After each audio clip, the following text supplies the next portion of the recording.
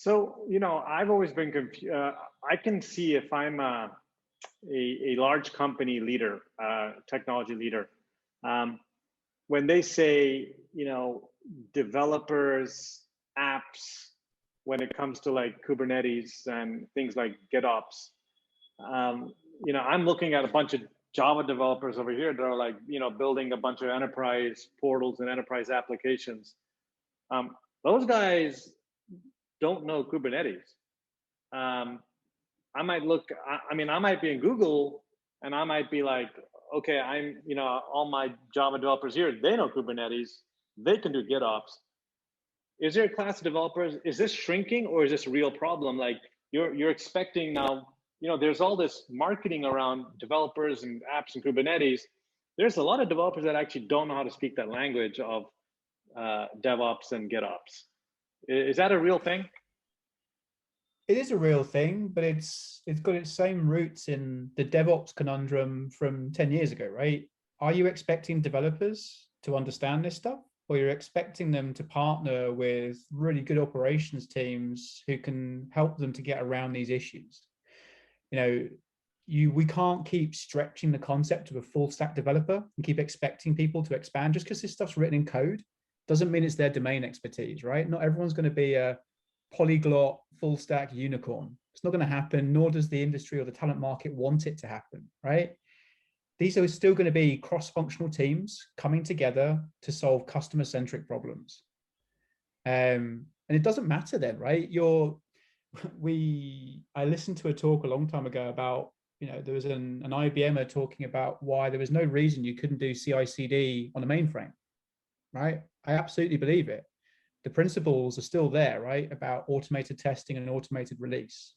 Does one group of developers need to do all that? No. Do I want front end or middleware developers understanding Kubernetes? Probably not. I want to partner them with people who can be experts in that stuff so they can concentrate on what they're good at, and I bring some other people in who are good at that bit. So how do you plug the gap? So if we were to agree that, okay, you don't always have to have full stack developers at scale, how do you plug in the gap between the emerging cloud native stack and then your other class of classic app developers? Is that investing in SRE function, ops function, that is DevOps? I mean, because you have your classic ops that are still looking at remedy tickets and take 3 weeks to turn around a internet interconnect server. So yeah, what is the gaps? What you have to fill? I mean, pick your poison, right? You can take the very famous team topologies book and pick the pattern that works for you in terms of what you call the teams and how you structure them. The most natural version is where you've got embedded ops and dev kind of working together. You can use SRE functions as go-betweens. I think the most important thing is whichever team name, whichever tactic you use to solve this problem, don't let it become another set of silos, right? The thing that has to be different is shared understanding, shared empathy of the challenges that each team faces, trying to do their bit of the job. So if you bring in more teams, but you put fences around all those teams, you're never going to solve your problem. You'll end up with, a dev team, an ops team, an SRE team, then you have to put another team in between those teams. And you're constantly trying to divide the atom because you haven't fixed the real problem, which is how do I get these teams to work together on a common understanding of a problem? So we talk about how do we make operations people care about shipping code quickly? And how do we get developers to care about shipping code that's stable and reliable? Right? Once you can address the cultural alignment, the teams that you use and the roles that you use is much of a muchness. It's like I said, pick your poison for what works for your organization. But you've got to address the cultural change that sits underneath it. Yeah. As organizations are starting to move to agile at scale, right?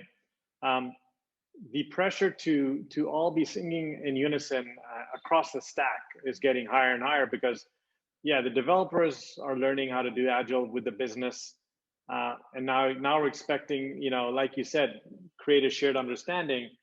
Hey, I have a 2-week sprint, 3-week sprint, ops people, DevOps people. And so are we expecting them to be in product meetings, in scrums of scrums? Are we expecting them to be present into the sprint, or is there a underlying shared service layer that is empowering these sprints that is irrespective of their participation on a regular basis?